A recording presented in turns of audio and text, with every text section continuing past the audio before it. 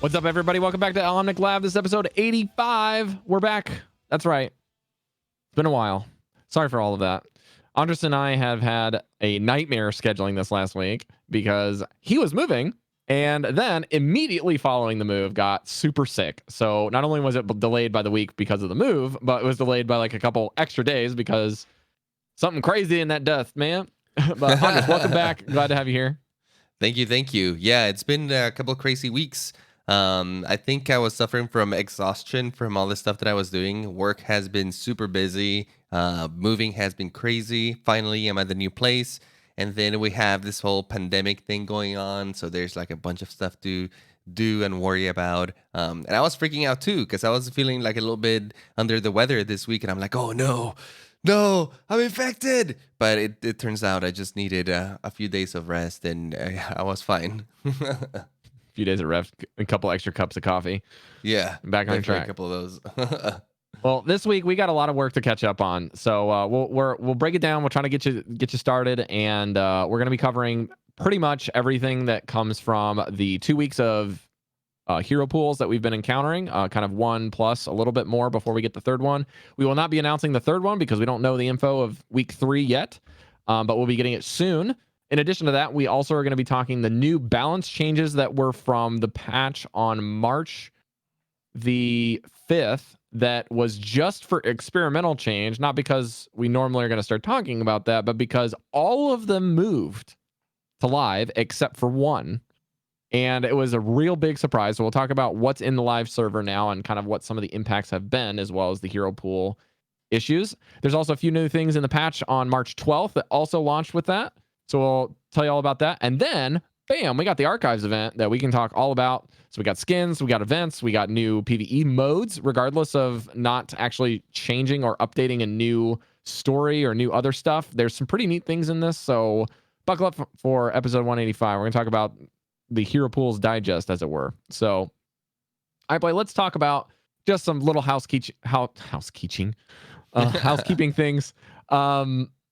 Let's talk about Patreon and coaching real quick at the top and game night. Yeah, I really want to talk about coaching. I know that I had a lot of you actually hit me up last week and a little bit before that for coaching sessions, and I was in the middle of the move, so I on my end wasn't able to do them, had to suspend them, but we are back on. If you guys want to reach out, I'll be reaching out to the ones that already reach out to me this week because I'm finally going to have some time, especially because I'll be working from home this week from this whole coronavirus stuff. So I'll actually be able to pay a lot of attention to you guys. So don't worry, I haven't forgotten about you, and I'm coming back. So yeah, if you guys want to sign up for coaching sessions for the end of the month, now's the time. All right, and to go along with that, let's start right with the fun stuff, which is the archives event, because this is really, really cool. We're going to start with the first thing, which is there's new challenge missions, the fun stuff, the strategy of the event coming up that you will have is the 3 things that we've already had in the game are coming back and returning. First is Uprising. But they're going to be on a weekly rotation. So by the time you hear this, it might be gone for week 1. So just that is a bit of a disclaimer. Week 2 will be Retribution. And week 3 will be Storm Rising. Okay, we'll break down a little bit of what each of that means, but with each of these things, you can expect the standard 4-hero mode of PvE content. In addition to that, you're going to be able to have the All Heroes mode versions. And then in addition to that, you will also have 2 challenge modes to choose from each week with respective rewards for each one. I think it's like a spray or something like that. Or like an achievement spray type of a deal that's pretty standard with these game modes. But let's talk week 1. Week 1 is Uprising. That is March 12th to the 19th. So as of recording this, you guys will basically have about 4 or 5 more days by the time you hear this show before this goes out. This is the Tracer, Torb, Reinhardt, Mercy on King's Row thing, but it will be in all heroes mode, and you have two options for the challenge. One is players have reduced hit points. So if you're playing Ashe, you have 70 hit points. Wow. 70. Really? I didn't know that. Yes. And all of your damage is really high. So, for example, if you hit stuff with a single shot, a headshot will kill everything, pretty much. That's not like a boss with Ashe, just to use her as an example, because I've been playing her the most. But, and Fire Strike just melts. It's like insane. Then you put a damage buff on that for Mercy. Mode? Yes, this is challenge mode number 1, which is... Oh, okay. I haven't played any of the challenge mode, so this is new to me. Yeah. So you have increased hit points, or sorry, lower hit points and increased damage. And then game mode number 2 is the enemies drop molten core lava upon death. This one's really, really, really annoying. It's the standard difficulty stuff that you'll be playing. I don't know if it's... I don't even think it's easy. I think it's medium difficulty, I believe, after playing it a couple times. But when they die, they drop Torbjorn's molten core on the ground with a different color, so you can distinguish it from your Torb and the enemies. And they last for a good chunk of change. So if you're walking on them, you're taking a lot of damage, and they do the bonus damage to armor. So you have to be wary of that if you're playing a tank. Nice. I was enjoying this today, but it was fun. I was enjoying playing Sigma. Actually, getting accretions on the assassins is pretty fun. Oh yeah, yeah. There's actually I did this a lot because I was playing with some friends of mine and friends of friends that are in Australia. So we had ping issues across like two countries, and also connecting to a server that's probably between us. So essentially, it's 3 countries ping. And then I had one player that's relatively new, and then one that's kind of on the cusp of high silver, low gold, and the other one that just doesn't play a whole lot. So shout out to them, but we had a lot of efforts to try to figure out what the strategy was and trying to like synergize some things with what heroes we played. Was kind of a difficult thing, but eventually we completed that. So let's look at Retribution at number 2. I'll just say when it is, what it is, and then Andres can comment. This is week 2 is March 19th to the 26th. This is game mode number 1. This is also on Rialto. The traditional one is McCree, Moira, Genji, Reaper, no tanks.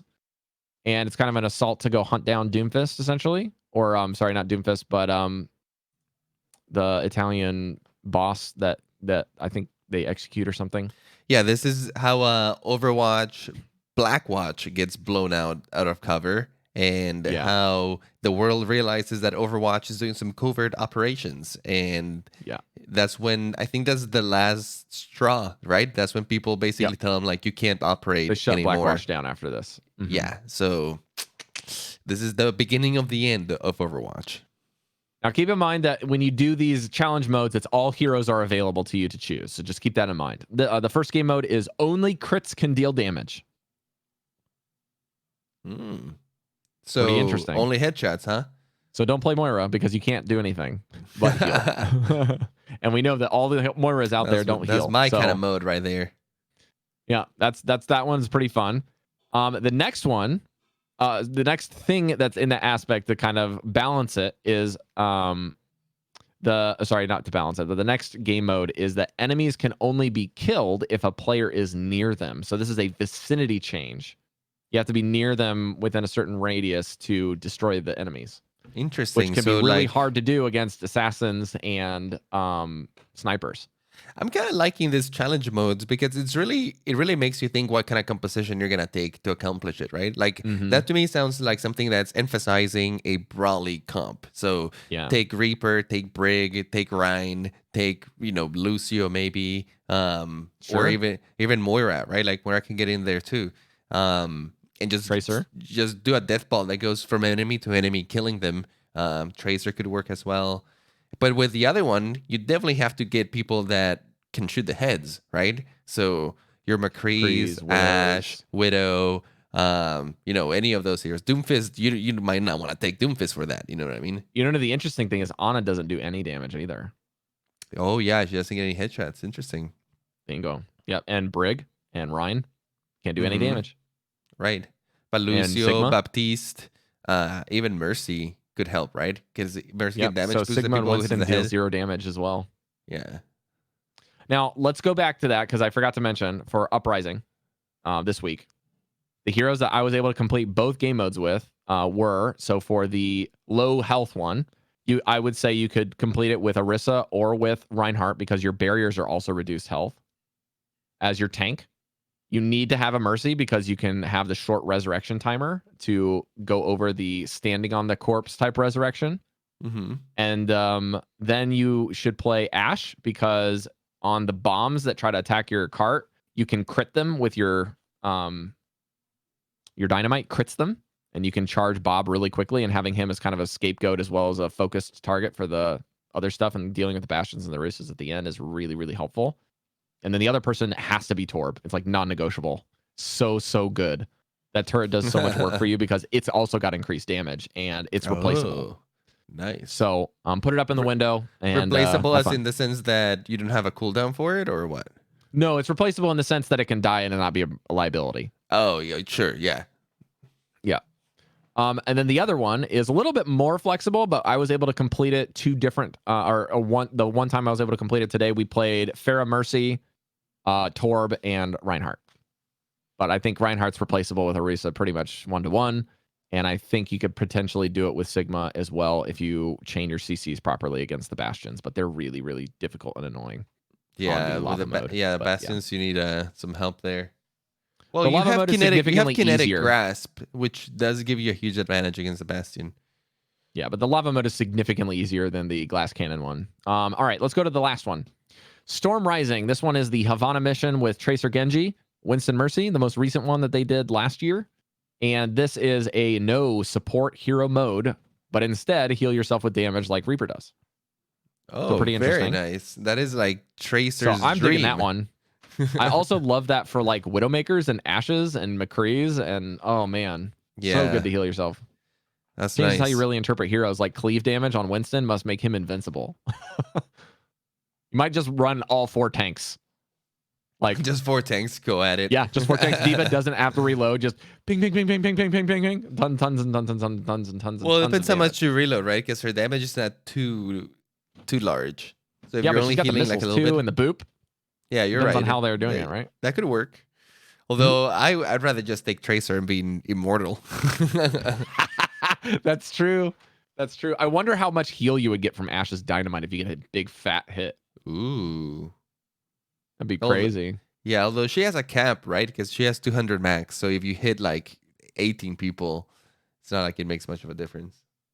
Yeah, maybe probably like just a big 4. flex more than anything. Yeah.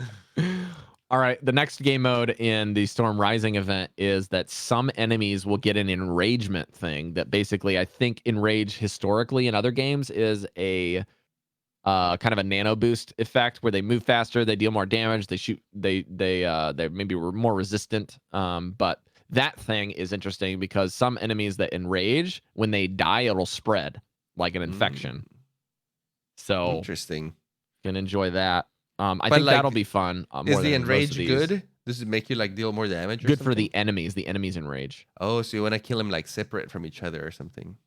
Yeah, so it'll be interesting how you want to basically run a CC comp with that. You can like crowd control them and move them around, and then kill the enraged ones a little bit further. Yeah, I'm guessing like the range. Like Brig and Hog are probably pretty good because you'll force movement, or anyone that can boop, like Lucio, Pharah could work. Lucio, D.Va, Pharah. Yeah. There's a lot of options at your disposal. It was really fun working with the glass cannon mode in particular and trying to figure out like, how do I do this? And then like we realized that like stuff that was really good, like Junkrat, where it's one shot everything, is really strong, and also Pharah. But like we found out it's like it's way better just to play it safe and like be able to kill things, like do a lot of damage to them and then wait for them to get to the cart and have the Reinhardt swing once and they all die. You know, this is really making me think that this is not just they came up with this idea for these events. This is making me think that this is gonna how Overwatch 2 might work in some senses, right? It's not like it's gonna be the whole of Overwatch 2, but I could definitely see them having these incentives on certain missions, right? Because it's gonna be mission based, and if you want it to be super replayable and it's the same mission, you have to make it or give it a different challenge every time, right? Yeah. So like beat this mission with this kind of composition, or beat this mission with this kind of composition. And rather than them telling you like, oh, you have to use these heroes, they only give you kind of like a variant, right? So they tell you, hey, in this mission this time, enemies are gonna deal this kind of damage, or like in this cases they're giving you a ton of like different like modifications to the enemies that you have to think about, right? Like in this mode, if you leave everyone close together and you just kill them, the last person is gonna be like mega enraged and might just kill your entire team, right? So you have to consider their position before you kill it. The other one, you have to be close to the enemies, so you have to consider your position and how you're gonna survive up close and right there in the middle of the enemy while killing them, and you have to consider different heroes to be able to accomplish those different goals. So my brain's spinning right here thinking about The like strat mode Overwatch is 2. engaged. Yeah. Yeah, but the cool thing about this, and something that you might learn if you play the Molten Cord mode, is it seems like that kind of inspiration of they do something when they die kind of translates over to Storm Rising for week 3, between March 26th and April 2nd. When you play that enragement thing only really spreads out if there's stuff to spread out too. So you can just group them up and melt them. You don't even have to care about the enrage at that point. Right. So Yeah, that could be too. Like you have to make sure that if you're gonna kill them close together, you kill them all at once. yeah, exactly. So further beyond this, if you're not into these kind of PvE modes, they have another thing for skin epic weekly challenges. You can get Holly Symmetra this week, and I don't think I'm pronouncing that correctly. Don't worry. Or Holy, I can't quite think of it, but it's basically the color run kind of look to it, like all of those big pigment balloons that explode. I think it's a national holiday in India or something. It's really really cool event, but she has like these huge different spatters of paint all over her. You can get the whole thing that's normal is icon, spray, and epic skin for 3, 6, 9 wins in any game mode, including the event. So if you do it, you can do that. And week 2 is the same time as the other Retribution event. That's March 19th to 26th. You can get Rust Clad Torbjorn, which is pretty dope. Kind of like a rusted green and rust color. And then there's also week 3, again, is March 26th to April 2nd. That's Bear May. It's a kind of a pinkish purple with a white bear motif around it on Snowball. Kind of a cutesy thing, but if you like that skin, cool. That's week 3. I always like them giving out skins like this. Honestly, I wish all the skins were unlockable in this form. But yeah, even if they attach it to the missions, right? Like, hey, you don't have to attach it to the highest difficulty, but like, hey, if you want to unlock this skin, you have to complete this challenge mode, right? And maybe like normal difficulty or something like that.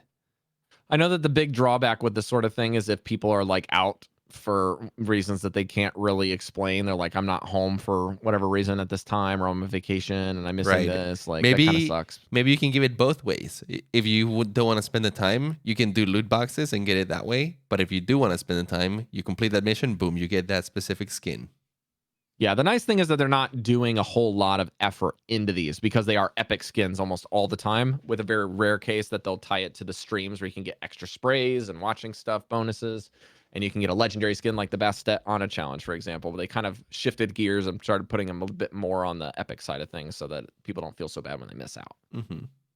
In addition to legendary skins, speaking of, let's get to the loot boxes, because the loot boxes this time around are fire. They're really, really, really cool. We have Aviator Casual Farah with a leather jacket and aviator glasses. Freaking amazing. The gun looks incredible. Kind of like if you used to watch Jag back in the day, that's basically like Jag Farah. Very cool. Yeah, she looks very cool. They got King Jameson Junkrat, which is amazing. He looks like, I don't know, the Hamburglar from McDonald's, or like just like a bandit with a king's crown. There's a ton of Easter eggs on there. If you look in his tire, I was talking with some of my friends when we were kind of finishing up last night and playing these game modes. There is the leak guy. There's a Pachimari in the back of his saddlebag on the side. In the front, there's the little golden monkey from Hearthstone, as well as a reference to the Indiana Jones first movie. Is it the Lost Ark? I think it's the Lost. I think so. Yeah. Ark. And then he's got the Sword of Lordaeron from World of Warcraft in there, and he's got a big, cool scarab belt, and like his gun looks bedazzled and hysterical. It's a really, really fun skin. And then there's Militia Roadhog and Sniper Ana. And Sniper Ana looks incredibly cool. But I'm not a big Roadhog guy, but he's got an assault rifle on his back. A lot of the skins look pretty cool. Yeah. And then the Cat Brigida mode, it's awesome too. Yep. And then the Workout Zarya. Those, I just listed all of the legendary stuff. There's like a couple other things there. And then, of course, as a reminder, you want all of the other legendary or epic stuff, anything from past archive events are now available in the store for normal credit price, not for anything else. And then they'll also be appearing in the loot box.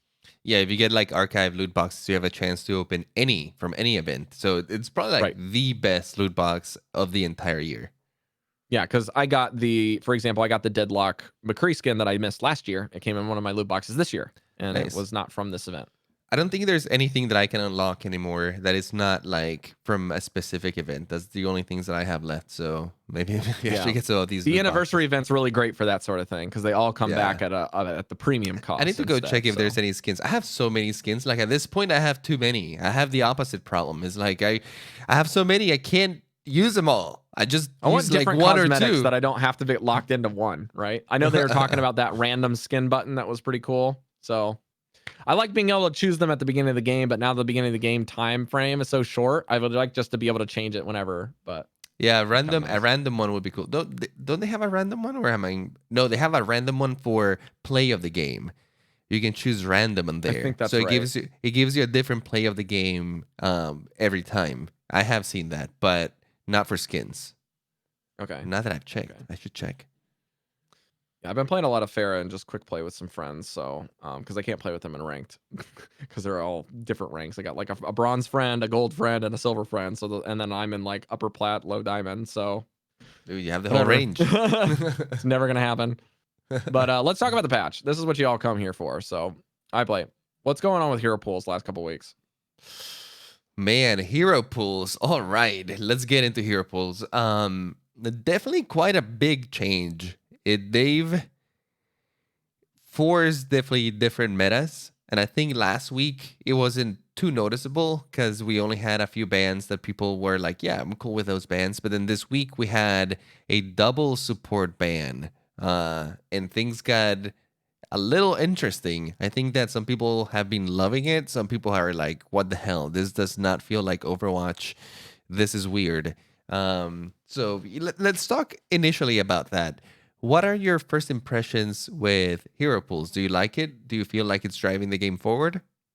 So I think before playing it, I was really about it because I was like, this is the perfect thing for interim to kind of keep the game fresh until we get there. But the more information started coming out about it, and then once we started transitioning into week 1 of season 21, I was mixed feelings because I liked the first week where they banned Baptiste and May and Orisa and one other, and I can't remember who it was in the DPS category. Do you remember who it was? Oh no, we should probably have had it in here. Yeah, I couldn't find it. Yeah, I keep forgetting it. It wasn't Widow. Widow? No, it was May or Widow, something like that. It was May and someone else. I can't put my finger on it. I can look it up while we keep going. Okay.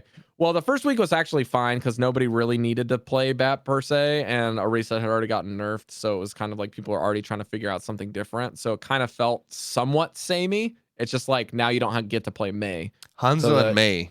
Hanzo, that's it. Yeah. So you didn't get to play those heroes, and so shield break issues were interesting because you don't have to worry about shield break for Orisa, but you still have to worry about, Ryan Sigma comps showing up, or Ryan Winston or Sigma Winston if they wanted to run some sort of barrier thing. You just don't have Hanzo in your disposal. So what we ended up doing when Andres and I were playing together is we ran a lot of Sombra, and did that with Winston and kind of just some dive stuff, and that worked really well with Ana. But now they've banned out 2 support heroes with Moira and Ana gone, as well as Reinhardt and Reaper for whatever reason is banned. It's like no one was, I don't know. I don't think Reaper's got a very high pick rate in general and probably higher in lower elos, but man, this week sucks. Yeah, this week has been super interesting. This week has definitely thrown like the game upside down, and because you don't realize how much people rely on Anna and Moira as being the main healers. Those two healers put out a ton of healing, and especially Anna. Anna's one of the most versatile healers that there is. You can play her in so many different compositions. She fits in polarizing comps. You can play her in a more bunkery comp. You can play it in a more brawly comp. You can play it with dive. So she really fits in like the whole spectrum of things as long as you can perform with her. So now that you don't have that kind of healer, I think it's been super noticeable that there's a lack of healing, right? Especially you get Moira out, and Baptiste is your only healer, which works really well if you're playing like bunker or brawly comps. But once you go dive, you're kind of like at the mercy of everyone else, right? It's so unreliable to hit shots with them when you're trying to shoot at dive in Winston or your Genji jumping all over the place. And they're slow because you have to wait for them to get there. Exactly. It's not a reliable source of healing. So you have to rely on other healers like Brigitte, for example, which is great at keeping up with them, like Mercy. But if you go Brig and Mercy, which are actually healers that are very reliable for that kind of composition, you don't have that much healing. And I think that for a while, people have been used to having healers that can output a ton of healing. Like if you go with an Anna and a Brig, no problem. You have healing for days. But now when you go with a Mercy and a Brig, you have healing, but not that much. The healing can be out damage, actually. If you're getting focused quite a bit, if you're a tank and everybody's shooting at you, it doesn't matter if Mercy has the beam on you. You will still die. So I think that it's been a huge adjustment for everyone, right? Where like damage is coming all over the place. Tanks are dropping fast. I think people are reverting back to like Orisa Sigma as a double shield because that actually you can run with Baptiste quite easily. But overall, to me, it's this hero pool thing has highlighted a big glaring fact, and is that it doesn't matter that this is a 4-year-old game, that it's been out for a really long time. I think that there's a huge misunderstanding on how to like play the game in general. Because I feel like a lot of people go into the game and they're like, oh, these heroes are banned, so I'm just gonna pick my next best hero without keeping in mind a lot of these secondary like variables, right? Like who can get damaged. For example, Roadhog right now, almost zero threats. There's no Reaper, there's no Anna, which honestly, those two are like the main heroes that can counter Roadhog, right? If you can't get focused by a Reaper, if you can't get slept or nated, your abilities are basically useful almost all the time, right? You just maybe have to watch out for like a Brigitte stunning you or something like that. But for the most part, you're pretty free to do stuff. So something to consider that, but maybe what do you run with Roadhog to make him viable, right? Running a Diva, kind of weird. Running a Zarya, kind of weird. Well, Reza used to be his old partner. Can we run that? Well, her shield is a little weaker. Is the enemy team running a lot of damage? Maybe not. Can we get a lot of hooks and pulls? So I don't know. Like, you have to consider so many other things that, and I don't know if it gives enough time, like 1 week period. I feel like people are just all over the place. What do you think? I think like the one thing that again, I hadn't played a lot of this particular one because it like tilted me off the face of the planet to play, because it felt like when I wasn't playing healer, I just didn't get to stay alive for very long, and even when I was trying really hard to kill them and survive and play safe. And then when I was playing healer, I was like, I can't keep up with anything, you know. And then I think once we got into a groove of realizing some things weren't working and specifics, and like even some of our folks that we play with that are more of the people we look to help us solve some problems, we're kind of in a scramble of, I don't know why I didn't just think of doing this because this is best, or this seems better. And I was like, oh, I didn't even consider that. That type of conversation happened a lot for us that evening. Yeah. And one thing that we came up with was, you know what? We're not going to try to heal it out. We're just going to go everything that goes fast and does a lot of damage, and we're going to go in. And that worked really well for a couple points. We didn't end up winning, but we ended up at least finding that we could compete on that level. So that's like I think we ran low. It's like Zen or Brig and Mercy for the damage boost. And then we ran like Winston, Diva, Genji, Tracer. It was like super dive, man. It was like everyone go in, play for the res. If you can get it off, great. If not, no worries. And then damage boost as much as you can and kill the Discord target as fast as possible. Because nobody in realistic terms is going to be able to survive for very long on either side. So it's just a matter of getting them dead first. And the other thing that we encountered as a pretty common denominator problem for us was the repeat issue of very strong Zarya players were just ripping us in half. So if you're Yeah. really good at Zarya, you might be doing pretty well if you can play safe enough and get your charge and just walk in. Last night we were abusing that a little bit. We decided let's just do Sigma Zarya and just go with that, and it worked out pretty good. Zarya is basically uncontested unless the enemy team has people to focus her down, like maybe a Roadhog or something to bring her in line. But yeah, for the most part, Zarya seems pretty strong. The Sigma, you can get away with it. It's sort of a small replacement for Ryan. I don't think it works Yeah. equally as well, but it definitely works. It definitely gives you enough tools to keep the Sig alive, and then you're just trying to And get it a lot gives of you at least a charge. little bit of flexibility to at least consider using Baptiste if you need to.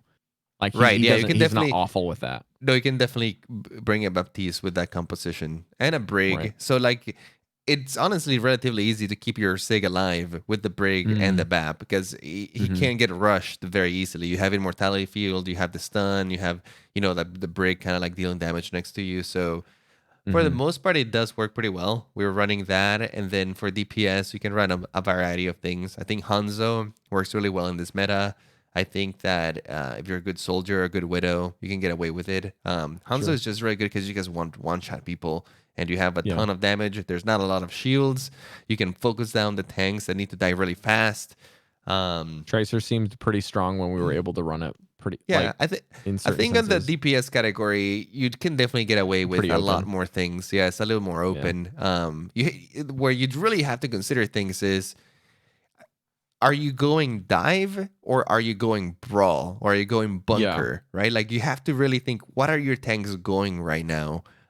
What their playstyle is going to be, because right now you don't have a lot of options in the support category, right? So it's either you need a lot of heals with Baptiste, or you're gonna go a super mobile comp where you're not gonna have a lot of heals. But then your team has to be aware of that, and you really have to play Yeah. Overwatch a little bit differently when you don't have that many heals. You have to gauge Mm. your cooldowns a little more carefully. You have to choose the right opportunity a little bit more carefully. You really have to be good at pathing. And what do I mean by pathing is finding the right way to approach the enemy so that you don't die, your healers don't die, and you don't take an insane amount of damage that basically renders you unusable for a period of time, right? Because your Right. healers are trying to keep up with a lot. So if everyone's taking too much damage, you're just gonna waste a lot of time basically healing up. Yeah. And usually what ends up happening is more people end up dying to spam, not necessarily like a direct hit, but because there's so much damage going around, just randomly you die out of spam, and then your team is super staggered. You start dropping one by one, and now it's not looking good, right? So Yeah. This is the first time that I'd say, at least in the week 2 of hero pools, it seems like hero picks might actually matter at all levels, where you really need to kind of commit to playing a set strategy in order to not lose the game. You know what I mean? Like it was kind of hard to just say that outright, but even when I was playing in quick play with some people that have open stuff, it still feels like you have to commit to a whole cause of like, this is the strategy we're committing to as a team, and we have to fill in the gaps with what we got, because we're down 2 supports that are kind of in that main category, and you got to figure it out. So yeah, it definitely is put. And we said that before, and I think a lot of people right. predicted this, but it's putting some strain on people who only play a couple of heroes. Yeah. Um, because this week, for example, if you were like an Anna person, you got screwed. Yeah. If you were a Ryan guy, you got screwed. You have to play something else at this point, and hopefully at the same level that you're playing that other hero, because if not, you're probably gonna lose. Or you're gonna be playing quick play. So Yeah. Oh yeah, we're gonna be playing quick play for that week. Experimental mode. Yeah. All right, the next thing here we're going to get through is some basic patch changes that are kind of broad brush. The first is that there's a new feature in the share replays for pinning replays and adding notes as of March 12th. This is about 2 days ago for you guys as we're recording. But in addition, sorry, no, this is 3 days ago. You're right. Further on that, there's also some things that you can do with adding notes to your replays and saving the top, saving 10 replays before you get rid of them. You can kind of do the pin feature if you're familiar with Discord's pinning. It's kind of the same idea. There's also season 3 of 3 versus 3 lockout in the arcade, but this is the lockout 3v3 for elimination mode. Oh, there's that competitive season? Yeah. Oh, I love those. I'm definitely gonna play that. This one's fun. All right, the next thing on the list is the most interesting thing to me. In Assault, Payload, and hybrid game modes for competitive play, when both teams complete a round of offense and have more than 2 minutes of time bank left, then each team's time bank will be reduced equally until one team has 2 minutes remaining. I'll say that again. So if you have more than 2 minutes on both sides and you're not playing control, the time will reduce until one team, it'll just go down, count down by 1 second for both teams rapidly until one team hits 2 minutes and the other team has more than 2 minutes. That's matching proportionate. And I think that this is in an effort to speed up these game modes so that you're not having times when you have long periods of time where you have 2 quick offensive caps and you got like 5 minutes left in the time bank for both teams in comp mode. They're basically saying that's fine if you both have 5 minutes in the bank, but we don't want you to play back and forth offense for 6 to 8 rounds and then play into overtime after that. So we're just going to drop it down to 2 minutes and good luck. Interesting. So this is kind of a hidden thing that we didn't really see coming. This is really good for the game for speeding it up. I hear about this. So this is for comp. 2CP or any game mode? This is any game mode that's not control. Interesting.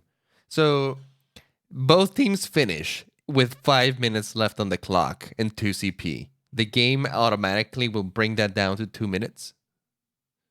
Interesting. I'll use the example they listed in the patch. If Team A completes Volskaya Industries, which is a 2CP map, with 4 minutes and 37 seconds in the bank, and then Team B will compete the round on offense with only 2 minutes and 50 seconds remaining. So significantly more time it took them to capture the point, right?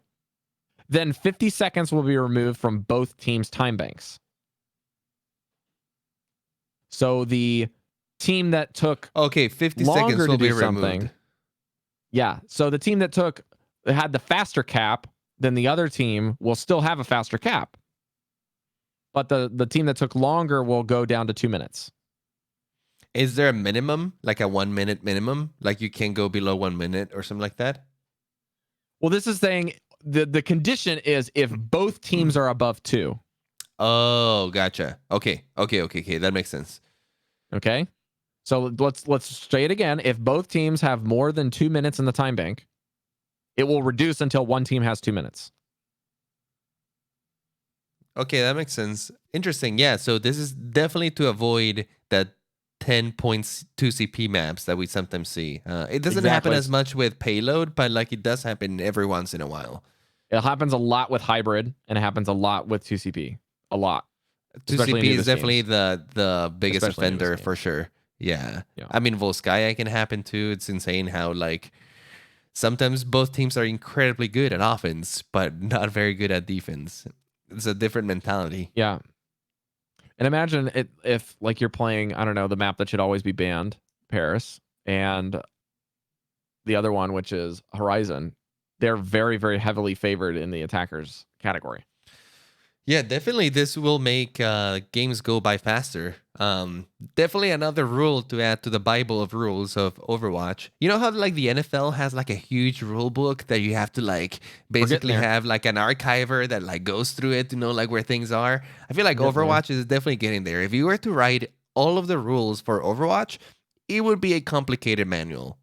Each game mode has all these little nuances here and there that, like, I've been playing this game for 4 years, and sometimes I still ask myself, like, wait, how does this game mode work again in this specific section? Like, when this specific thing happens, like, what is it? 2 minutes? Is it 1 minute that we get back? It's Yeah. definitely getting up there. So keep that in mind.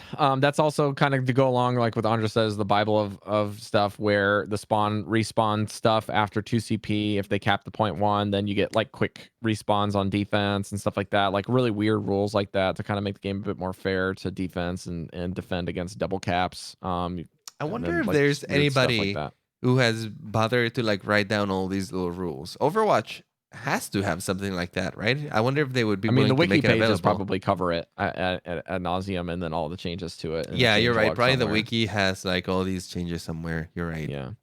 Now, I did look through the bug changes for the week. And again, this is a little bit of an arbitrary thing. So please go check the bug changes if you're curious. But the ones that we'll list here on the show, because it's too long to really talk in an audio format, the only one that was of note is that if someone is slept or knocked down, there was a bug in which you could not walk over the body of that person and you would be body blocked by them. Some people thought this was an intended change, but this is indeed a bug, and it was fixed as of March 12th. So you can now walk over your slept dart targets. You can also knock them down with Reinhardt and go on the backside of them and hit them in the butt with a hammer, if you like. Now, the next thing, balance changes. So note all of the changes from March 5th on the experimental mode got moved to live. Not from PTR, from experimental card 321 or whatever it is. I don't know if the experimental mode was 222 because I didn't actually play it. Andres, was it 222 with experiments or is it 321 with experiments? Oh, it's 222. Okay. So 321 hasn't come back experiment, since like the first week. right. This experimental card this last week, or this last cycle, I should say, because weeks are funny, was the first time that we had an experimental card with the matching game mode of competitive play. In addition to that, it is also the first time that console players have been able to play on PTR. Congratulations. Switch, No, Xbox, and PS4, you have a PTR, ladies and gentlemen. Good job. That's awesome. Yeah, no, that's actually pretty incredible that they are actually doing experimental mode for consoles as well. That's not easy. That being said, it's interesting because they're really starting to use the experimental mode as the new PTR, which makes total sense. You put it in front of so many more people, and if you're already putting it in the PTR and then putting it in live, I think the experimental mode is a much better place for it anyway. You're probably going to get more feedback out of that type of place. And these type of changes, they're changes that they probably wanted to make already anyways, after seeing some of the gameplay. Putting on the experimental mode almost just gives you a preview of if you want to get ahead of the curve and start playing with those changes, you can.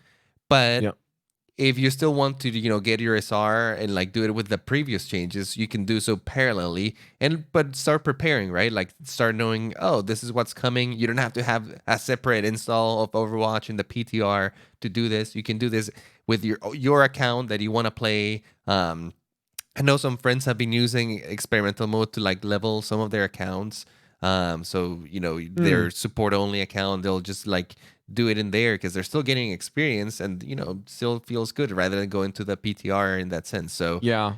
I think that was so what the many community benefits. said was a big problem with experimental mode initially, was they're like, why would I go to a different server where none of my stuff transfers and then all of the effort and time that I put into this doesn't come over to my live account when they close it down?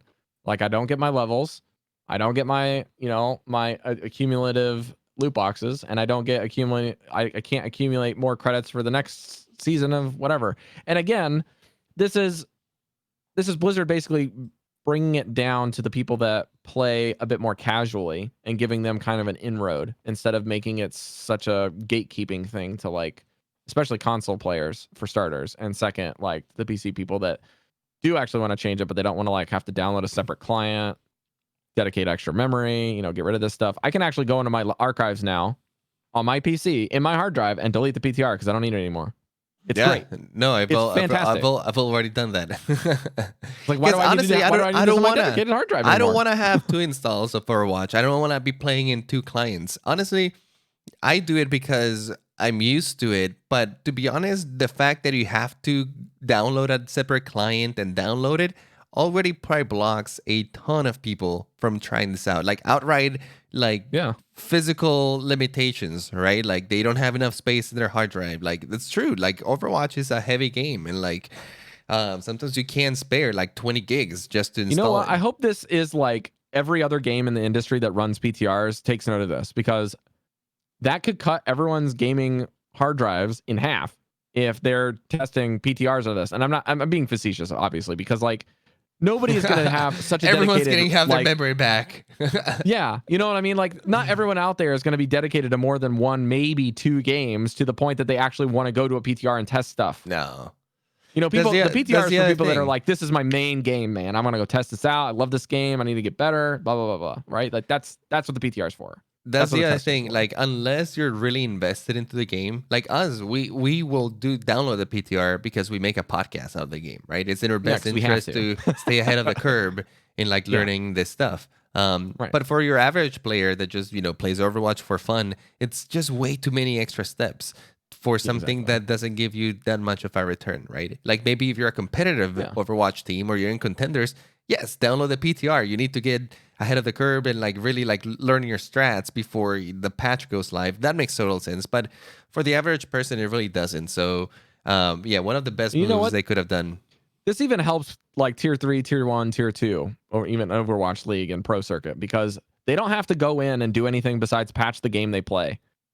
They're like, I'm trying to set up scrims. If you don't show up, then we can't do it. Or there's like a 35-minute delay for getting a scrimmage set up with another team because over half of both of the rosters, including subs and coaches, are still trying to download the PTR to get in. You know what I mean? Because it just shipped that day, and they're like, "Oh, we got scrims today. Let's switch and ask them if they wanted to run PTR." And they're like, "No, we didn't download it today." We're just bashing the PTR over here. No, but experimental mode is great. Yeah. It's great. It's great.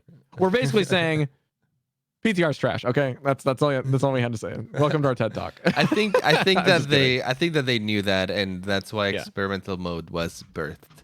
Yeah, we're just trolling at this point. Can you tell we haven't podcasted in 2 weeks? Oh man. All right, let's talk about what the balance changes are on. Just getting the meat and potatoes here.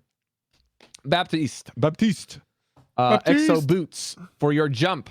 The charge time has been reduced from 1 second to 0.7 seconds. So you can jump at your max height faster by 0.3 seconds. Excuse me, I had a sneeze there. In addition, his regenerative burst, which is the bursting AoE thing that kind of ticks up heal over time, the cooldown has been lowered from 15 to 13 seconds, so you get that more often. So Baptiste got buffed, which honestly, he kind of needed it based off of the other changes that he had. Gives him a bit more mobility, kind of gets him a bit more self-sustain sooner. And Exo Boots is just something that's nice because you want to get high ground as often as you can. It's also a tactic to use your Exo Boots to get height over somebody that you're trying to duel. And I don't know, if you really want to knock your head 0.3 seconds on the ceiling faster, then you can do it now. So no, the Exo Boots feel super nice right now. I always thought that the 1 second was a little bit too slow. We just didn't feel very responsive, especially to like use it to dodge. And other abilities is just way too slow. But now it feels quite good. Actually, the 0.7 seconds feels pretty snappy. You can do it quite often. I'm liking it. The regenerative burst, like you said, gives it a little bit more sustain. I think that he lost immortality field duration. So good on him. One of my favorite changes, though, is the one right before it.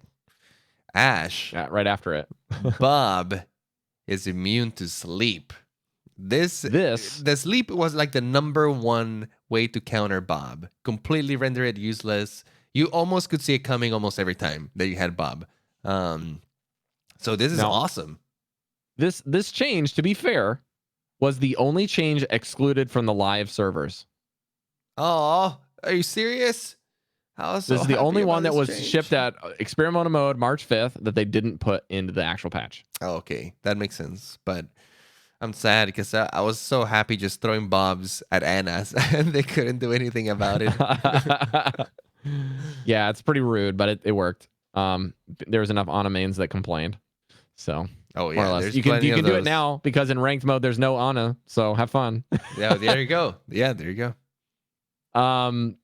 Yeah, now the thing that I want to put out there for the exo boots just real quick, because I wanted to mention this, is the duration change here is the max charge. Okay, so it takes 1 second, previously now 0.7 seconds to get to max charge, max height on your jump. So what that means is when you charge under that amount, you're actually getting faster charge rates to get to like half full on your meter. So you can jump higher you can get more height for less charge. So it's kind of a soft, interesting thing to kind of think about with this dynamic. You can kind of just hold it for just a split second and then jump, and you can get higher than you did before. So maybe there's some quick jumping techniques to get from A to B to C if you wanted to do that faster and more irregularly than one big jump. The next one is Diva. Diva was nerfed, thank goodness, because Diva has been absolutely extremely oppressive lately with the 3-second cooldown on her boosters, now nerfed to 4 seconds. Yeah, Back down, Diva. 3 seconds always sounded kind of outrageous, and they were. They were. Honestly, Insane. it gave Diva so much mobility. She was not moving all over the place. 4 seconds, still quite a big amount of mobility. But it definitely feels more in line. Next, we have May's Ice Wall. The cooldown has been increased. Thank goodness this hero has needed a nerf and probably needs more potentially. This one is cooldown from 10 seconds to 13 seconds. And then they actually gave it a different change that was not in the experimental mode that allows player collision to give larger heroes the ability to fit through a single pillar gap. So no longer do tanks need to destroy 2 pillars to get through the wall. You only need to destroy one of the 4 or 5 pillars that are shipped with this. So if you get everyone to focus the same pillar, you break it, everyone can get through. I think that May's not a problem anymore. Like the way that she used to be a problem, she's not anymore. The fact that they made this change actually adds a lot of counterplay. Like if you know the enemy team is playing a May, you just have to be aware of that. And as soon as you see the wall go up, focus the same pillar, which now has a visual aid to show you which pillar is more damage. Correct. And it's actually quite useful. Like you can visibly tell which pillar is more damage. They get brighter the more like damage that they've had. So it almost grabs your attention to shoot it more already. So they did a great job with it as well. Like I felt like shooting the bright pillar when I saw it.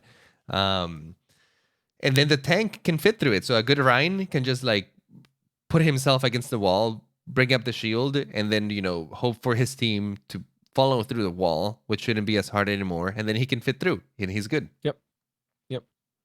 In addition, we have the Orisa fusion driver, which is her primary fire. The damage has been increased from 10 to 11. This was revert, I believe, from the previous one, because they adjusted some other numbers and nerfed her damage, and they kind of just hit her to the nerf bat with all of her categories, and we're like, no more Orisa after barriers. But yeah, she was. I am fine. One of the I heroes. am fine with them like making Orisa not the best tank, because when she becomes the best tank, Overwatch just gets kind of sluggish to me. Yeah, but it's interesting because this change is something that we can't test right now. I think this is the only hero listed here that we can't actually try playing, because Orisa is the only banned hero on the list that got changed. Yeah. Until next hero pool. And honestly, I don't think this change is gonna do like that much for her. They're just acknowledging that her damage is a little bit on the lower side now, especially that she doesn't have as much of a shield. She just needs a little bit more pressure.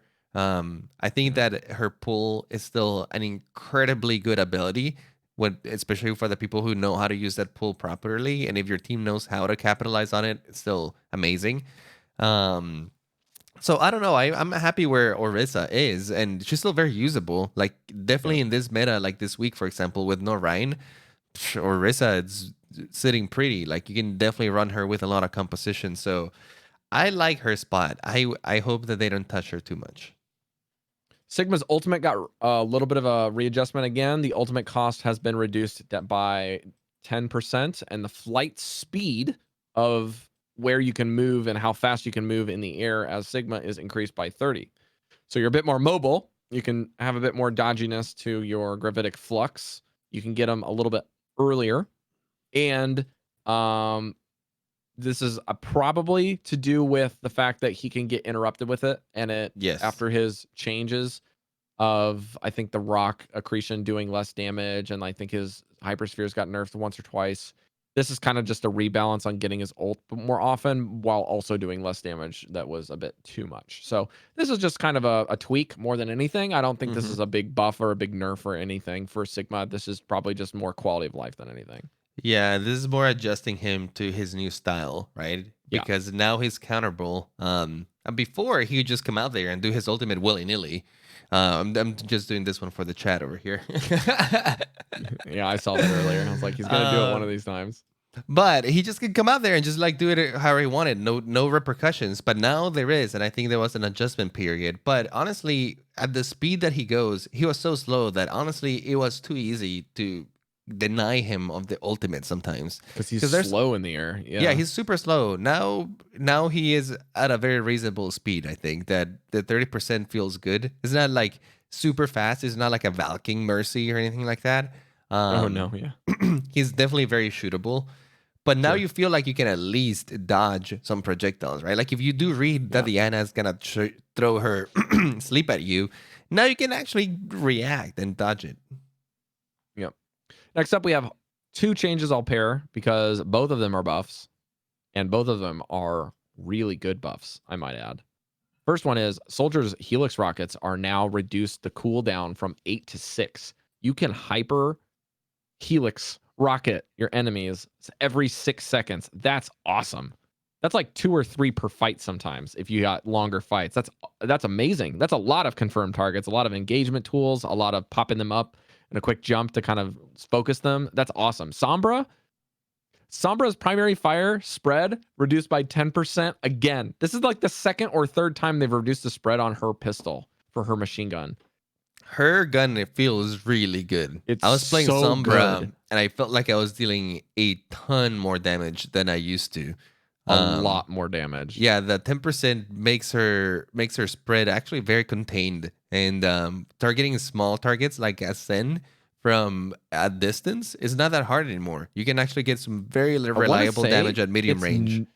I want to say it's actually not too far off from Tracer's spread anymore. I think it's better than Tracer at this point.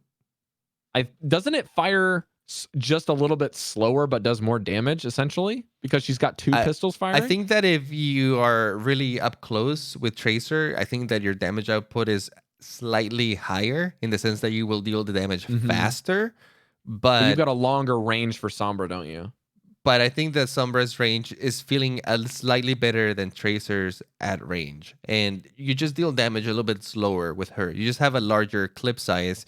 So that's the thing about Tracer. If you want quick kills, I think that she's still a lot better to like get in and out and get a huge burst amount of damage real quick. With Sombra, you still don't have that. So enemies still have a chance to react to you, right? You don't have like that quick assassin, get out of here. The advantage with her is that you can see who's hurt. So you can pick your targets and finish the vulnerable ones really easily. What do you think about the Soldier changes? Soldier also feels good. I think that most of it he needed it the burst because he lacks that, right? Like Hanzo, for example, has that on him. Tracer still has that on him. McCree definitely has it on him. Like McCree can kill you so fast if he gets like 2 headshots on you at a 200 HP hero gun. That's it. Soldier still struggles with the fact that he has to deal a little bit of damage over time, and his only real way of bursting people down is his Helix rocket. That's the only way they can like immediately kill somebody, right? Right. Otherwise, there's enough time for them to go around the wall, for them to get a heal, for them to go around the shield. Or you might get pressured, only area right? of effect thing that he has besides like for offense rather than his defense. Exactly. And like this also affects him because, for example, McCree, if there's a diva matrixing you, you can shoot around the matrix rather easily, right? But to get enough damage with Soldier around the matrix, it's really, really hard. Pretty tough. Yeah, even if you're putting in the damage in between the diva matrixing, you're Mhm. probably not getting enough damage in to kill anybody. That's what Right. I'm saying about burst damage is super important in Overwatch sometimes. So I he kind of think needed if it. they were to buff him again in any way, I think that they would potentially increase his damage by just a small smidgen per shot, or increase his clip. I think if you increase Soldier's clip size, I think he'd also see a bit more play in addition to So that. it's really tricky with Soldier though, because if He's on you that line, man. yeah, if you do it like slightly too much, he becomes way too good, right? Like if he deals a Because him with a shitload of nano is damage, it's scary. right? Like he's still counterable by the fact that he's so self-reliant. Like he doesn't need anybody else, and he can flank. He's a Um, flank champion with that speed, man. exactly. So you gotta be careful, like how you tune Soldier. You don't want to like overtune him too much because then he becomes like a one-man army kind of thing. Right. Right. All right. Anything else to wrap up here? Just a couple things here as a kind of bottom of the show reminders. Please follow us on MySpace. I'm just kidding. I just started talking about this in the early show. Like we kind of just had a Freudian slip and talked about website stuff. And we're like, yeah, let's just make sure we can get a link to our MySpace. We're hiring a I was trying to graphic say artist. Squarespace, and I accidentally said MySpace, and Rob hasn't let me live it down. So yeah, we yeah, are hiring. if you guys are an expert in MySpace, we're looking for somebody. Yeah, we got to get those sparkles and then a custom cursor for the website. So if you just send us your best art now, that'd be great. We're looking for that. All right. In all seriousness, special thanks to those of you over at patreon.com/Omnic Lab for supporting the show. We have a brand new patron this week, Justin H at the plat level, as well as a brand new diamond patron. Woo! April L. Thank you for joining April! the squad of the lab rats. Thank you so much for supporting the other two with Cypher and Shazir at the diamond sponsorship level. If you are curious about this level, there are some perks about the Discord. You can get some automatic bots set up for showing when you stream. You get a special Patreon role that's above the other ones. You can also talk to us pretty much anytime you want. In general, like if you can send us a message, we're very, very, very quick to respond to these type of people. If they need something, we also just like to do that with our patrons in general. And they at this level, as well as kind of that weird intermediary place between platinum and diamond for our patrons, we have that double coaching session you can get, like one with each of us per month. It's pretty fun. We've been able to set that up for a couple folks. Been working on our coaching sessions at the plat level, so that's why we're seeing an influx of a lot of plat level patrons that are new or people that are just going up. If you guys would like to support the show financially, it does help us a ton. Like, we cannot express to you how much it actually helps. We cover our website costs, we cover our Discord Nitro perks if we're trying to boost the server to get other perks for you guys. It helps us upgrade our equipment. Like, I got a Go XLR this year. That was a big upgrade to this show. It helps Andres move houses and get sick, apparently. Yeah. Well, we do have a lot of stuff in the works as well. Yeah. So yeah, we don't want to announce anything It's super anytime secret, soon. though. Yeah, So don't tell anyone. but towards the end of the year, we do have some stuff planned, and we Yeah, so don't tell your definitely friends. help with Patreon. Definitely helps those plans become a reality. So looking forward to it. And thank you guys for the continued support. I mean, it's been what, 3 years in the podcast, and we've had some of you that have been almost that entire time with us. So it's humbling how much you guys want to do it. I know that Overwatch has been out for a while, and a lot of you are not playing the game as much anymore, but still you guys keep in touch. You guys are part of the community. So we're so happy with the community that we've built around us, and so much support that it, has come from you guys. Doing the podcast has been super amazing, and we're gonna continue to do it as long as probably Overwatch exists. Agreed. Yeah, couldn't have said it better myself. Great to have you all here, as well as those of you on Twitch doing Twitch subs. It's kind of the same dealio. We've even got people doubling up on that and even shooting us bits. So for you guys doing that, that means the world to us, and we really appreciate it. Other ways that you can support the show is just sending us an iTunes review. If you send us an iTunes review and you're not native to the United States, please let us know what country you sent it in, and we will read it on the show.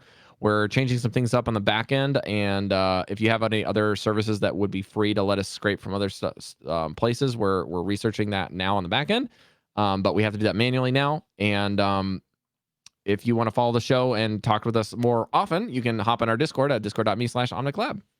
Everything else that you need to find about the show is on our website at omniclab.com. Andres, where can people find you as we wrap it up? If you want to find me, you can do so on Twitter at iPlayGames. You spell that IPLAI Games. And soon enough, you can find me on MySpace. And on MySpace, you can find me at None of Your Business, and because that website's closed. You can find me on Twitter at the tag Not Rob, and Twitter and Instagram at the same tag. Also, we can find us on Discord with kind of the same titles there. Remember to tune in and don't be a lab rat, be a scientist. We'll see you guys next week for episode 186. Good luck with the next hero pools. Hopefully it's a bit better. And fingers crossed for some more Overwatch 2 news soon.